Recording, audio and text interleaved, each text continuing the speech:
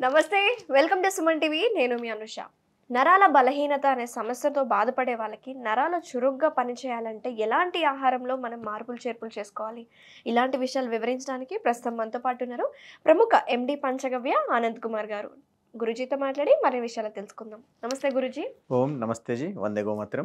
గురుజీ, డైరెక్ట్గా మిమ్మల్ని ఒక క్వశ్చన్ అడగబోతున్నాను. ఏంటంటే ఆహారం మనం తీసుకున్న న్యూట్రిషనే మనకి చాలా హెల్ప్ఫుల్ అవుతుంది. సో మన ఫుడ్ సరిగ్గా ఉంటే మనకి ఎన్నో సమస్యలు దూరం అవుతాయి. అలాగే ఈ నరాల బలహీనత అనే సమస్యని దూరం పెట్టాలంటే ఫుడ్లో ఎలాంటి చేంజెస్ చేసుకోవాలి, ఎలాంటి ఆహారం ఎక్కువ ప్రిఫర్ చేయాలంటారు? నరాల బలహీనత అనేది చాలా పెద్ద టాపిక్, హ్యూజ్ టాపిక్. దీని లోపల ఈరోజు ఆడవారే కానివ్వండి, మగవారే కానివ్వండి, పిల్లలు కానివ్వండి, చాలా ఇబ్బంది పడుతున్నారు. దాని లోపల నరాల బలహీనత రావడం వల్ల ఏమవుతుంది అనేసి అంటే శరీరం లోపల క్షమత అనేది తగ్గిపోతుంది. అది మసల్ పరంగా కానివ్వండి, మళ్ళీ బుద్ధి పరంగా కానివ్వండి, మళ్ళీ మీరు పనిలో చేసే ఆ యొక్క రిలాక్సేషన్ ఉంటుంది చూసారా, ఆ రిలాక్సేషన్ లేకుండా ఉండిపోతుంది అన్నట్టు. ఓకే. ఆ అలసట రావడము ఇదంతా ఉంది చూసారు, ఇవన్నీ నరాల బలహీనత కిందకి వస్తుంది. మరి ఈ బలహీనత నుంచి మనం ముందుకెళ్ళిపోవాలి అని అంటే సరి అయిన పౌష్టికాహారం తీసుకోవాల్సి వస్తుంది. పౌష్టికాహారం లోపల మనకి ఏముంటుంది, ఒమేగా ఫ్యాటీ యాసిడ్స్ ఏవైతే ఉన్నాయో అవి శరీరానికి పుష్కలంగా దొరకాలి, అండ్ ప్రోటీన్స్. దీంతోపాటు బ్యాకప్ ఇవ్వడానికి కావాల్సింది ఏంటంటే ఖనిజ లవణాలు అండ్ విటమిన్స్. మరి ఇవన్నీ దేంట్లో పొందుతున్నాము అనేసి అంటే ఆకుకూరల లోపల, మళ్ళీ పప్పు దినుసుల లోపల, తర్వాత వచ్చేసి మనము ఈ యొక్క లిక్విడ్స్లో అంటే పాలలో తీసుకుంటున్నాం. పాలు అనేసి అంటే నేను పంచగవ్య చికిత్స చేస్తాను కాబట్టి మీరు ఆవు పాలు అనేసి గట్టిగా పెట్టుకోవాలి. ఎందుకు ఈ మాట అంటున్నాను అనేసి అంటే బుద్ధిని, నరాలను వికసింపచేసే శక్తి ఒక దేశవాళ ఆవు పాలలో మాత్రమే ఉన్నది. ఇది ప్రూవెన్ అయిపోయింది. దీనికి సంబంధించేసి మీకు సాక్ష్యాలు కావాలనేసి అంటే మా వెబ్సైట్లోకి వెళ్ళిపోతే మీకు తెలిసిపోతుంది. పంచగవ్య చికిత్సకు సంబంధించేసి మా వెబ్సైట్ ఉంటుంది, దాంట్లోకి వెళ్ళిపోతుంది. దాని లోపల రిపోర్ట్స్ పెట్టినవి ఉంటాయి ఆల్రెడీ. సో ఇక్కడ ఏమవుతుంది అనేసి అంటే దీన్ని A2 మిల్క్ అనేసి అంటాం మనం. ఈ A2 మిల్క్ లోపల నరాల యొక్క చురుకుదనం పెరగడానికి దీంతోపాటు ఇచ్చే బ్యాకప్ ఇచ్చే మూలిక ఏంటిది, ఇంకోటి మన అశ్వగంధ. అశ్వగంధ, ఆవు పాలు ఇవి రెండు కలిసినాయి అనుకోండి, ఎట్లాంటి నరాల బలహీనత ఉన్నా కానీ సెట్ అయిపోతుంది. తర్వాత వచ్చేసి శిలాజిత్. అయితే ఈ శిలాజిత్ ఏముందనేసి అంటే దీన్ని స్పెషల్గా వాడే సమయం ఏంటిదంటే చలికాలం. చలికాలం లోపల మనకు అగ్గిపుల్ల ఉల్టా కొన ఉంటుంది కదా, అగ్గిపుల్ల కొన అలా ముంచి శిలాజిత్ని ఒక గ్లాసుడు పాలు అలా తిప్పేసేసి ఆ గ్లాసుడు పాలు తాగి ఎక్సర్సైజ్ బాగా గట్టిగా చేయగలిగితే అట్లా ఒక 60 to 70 days. శిలాజిత్ అంటే ఏంటి గురుజీ? శిలాజిత్ ఏంటిది అనేసి అంటే దీన్ని మనము కొండల లోపల రాళ్ళు ఉంటాయి కదా, రాళ్ళకు వచ్చే చెమట అనేసి అనొచ్చు. రాళ్ళకు చెమట కూడా వస్తుందా అనేసి అంటే అవును వస్తుంది. ఎందుకంటే మనము పంచభూతాలను, ఈ యొక్క ప్రకృతిని దైవంగా భావిస్తాము. ప్రతి కణకణం లోపల ప్రాణం ఉందనేసి మనము అనుకుంటాము. అయితే కొండల్లో కూడా ప్రాణం ఉంటుంది. అయితే అక్కడ వచ్చే విపరీతమైన వేడికి వీటికి కొండలో ఏవైతే చర్యలు ఉంటాయో దానిలోకించి ఈ యొక్క మినరల్స్ యొక్క స్రావాలు వస్తూ ఉంటాయి. దాన్ని మనం కొండల యొక్క చెమట అనేసి అంటారు అందరూ. ఆ చెమటని అక్కడ ఉన్న ప్రదేశంలో ఉన్న లంగూర్స్ అంటే కోతులు ఉంటాయి అక్కడ, ఆ ప్రాంతానికి సంబంధించి కొన్ని, అవి ఏం చేస్తాయి అంటే పోయి దాన్ని నాకడము చేయడం ఇచ్చేస్తూ ఉంటాయి. అండ్ అవి అతి బలంగాను అతి ఉగ్రంగాను ఉంటాయి అవి. ఓకే.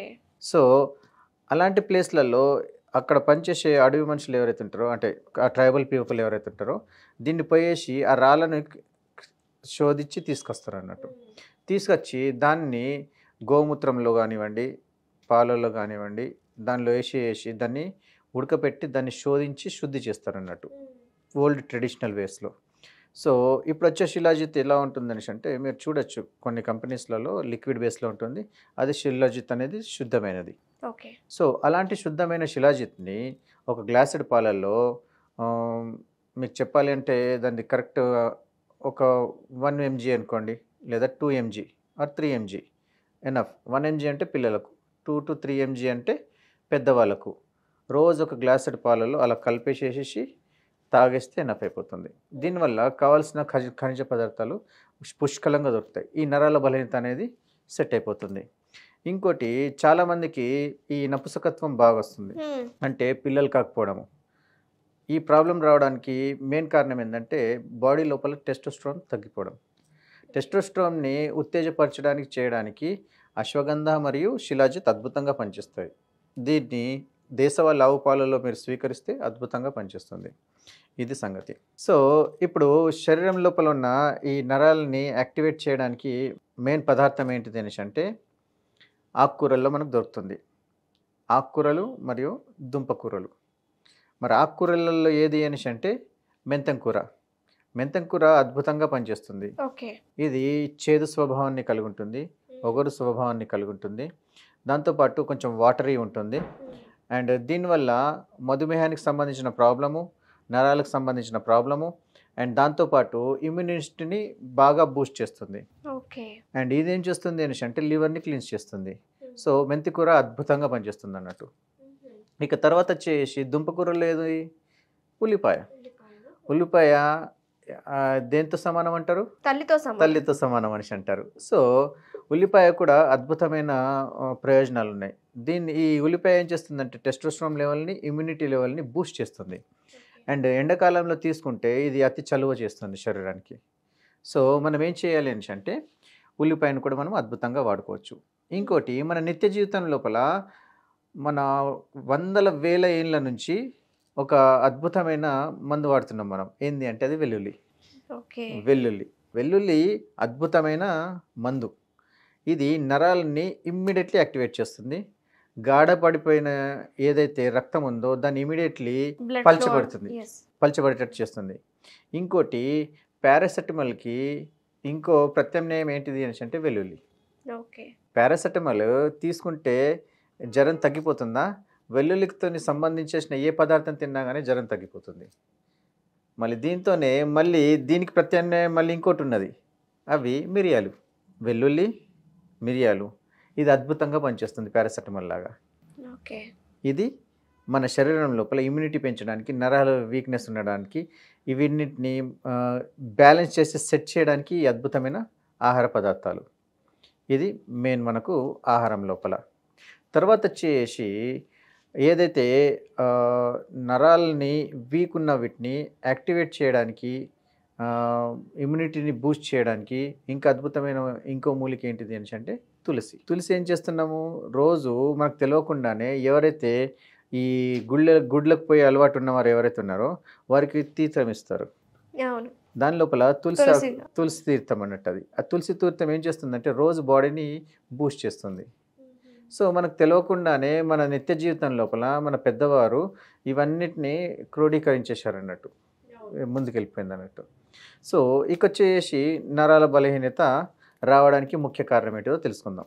నరాల బలహీనత రావడానికి ముఖ్య కారణము మనం తింటున్న ఆహార పదార్థాలు ఏ పాత్రలో వండుతామో ఫస్ట్ మనం చూసుకోవాలి. ఈ కాలం లోపల అందరూ అల్యూమినియం పాత్రలు అధికంగా వాడడం మొదలుపెట్టారు. ఎప్పుడైతే అల్యూమినియం పాత్రలు అధికంగా వాడడం మొదలుపెట్టారో నరాలకు బలహీనత సంబంధించిన ప్రాబ్లమ్స్ ఎక్కువైపోయినాయి. దీనివల్ల ఏమవుతుంది అనేసి అంటే బాడీ లోపల నరాలు అనేటివి వీక్ అయిపోయేసి టెస్టోస్టెరాన్ లెవెల్స్ పడిపోతూ ఉన్నాయి. దాంతోపాటు ఏం జరుగుతుంది అనేసి అంటే ఈ యొక్క కిడ్నీ పైన మరియు లివర్ పైన ప్రభావం పడుతుంది. ఏంటండి కిడ్నీ పైన లివర్ పైన ప్రభావం పడుతుంది అనేసి అంటున్నారంటే అల్యూమినియం ధాతువు ఎలాంటిది అనేసి అంటే మనం కొద్దిగా రాపిడి చేసేస్తే నల్లగా వెళ్తూ ఉంటుంది. అంటే ఈ ధాతువు అనేది తొందరగా కరిగిపోతుంది.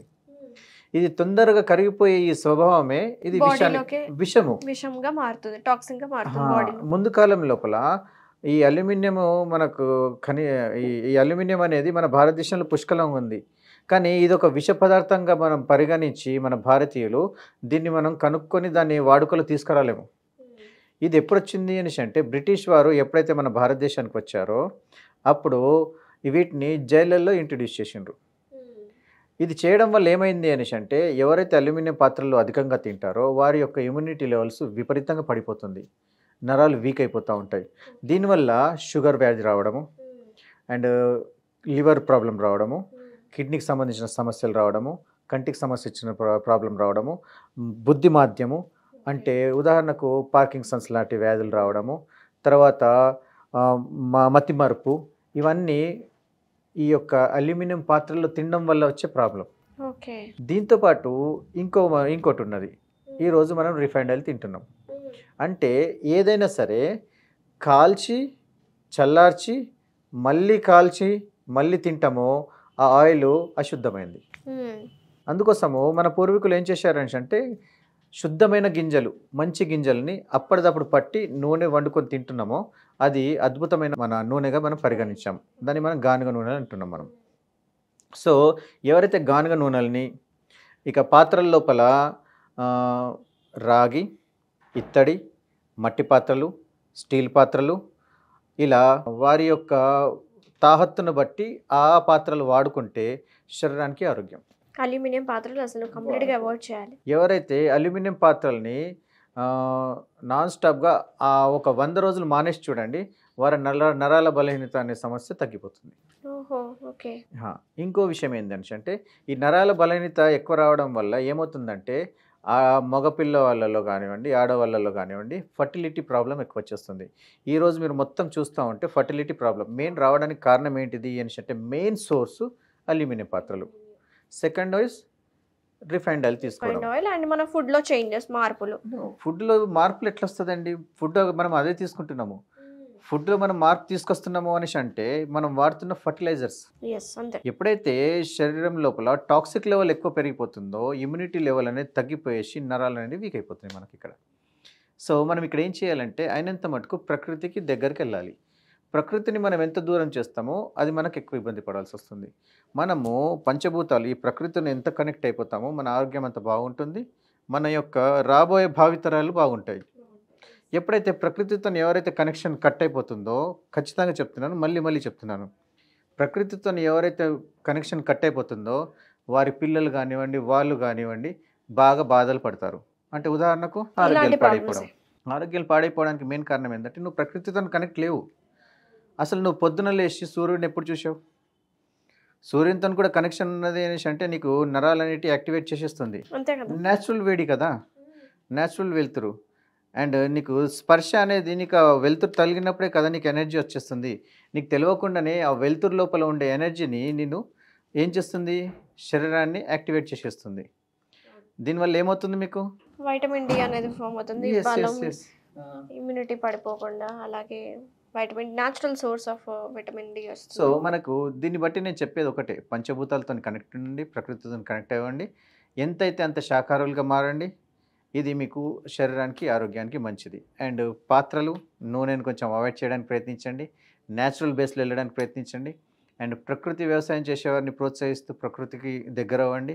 అండ్ ఆవుకు సంబంధించిన పంచగవ్యాలని వాడండి, పాలను అద్భుతంగా స్వీకరించండి. ఇప్పుడు ఈ చలికాలం కాబట్టి ఇలా చేసుకుంటే మాత్రం మీ యొక్క సమస్య 100% తీరిపోతుంది. థ్యాంక్ యూ గురూజీ, చాలా వివరంగా చాలా డీటెయిల్డ్ ఇన్ఫర్మేషన్ మాకు ఈరోజు అందించినందుకు ధన్యవాదాలు. ఓం నమస్తే జీ.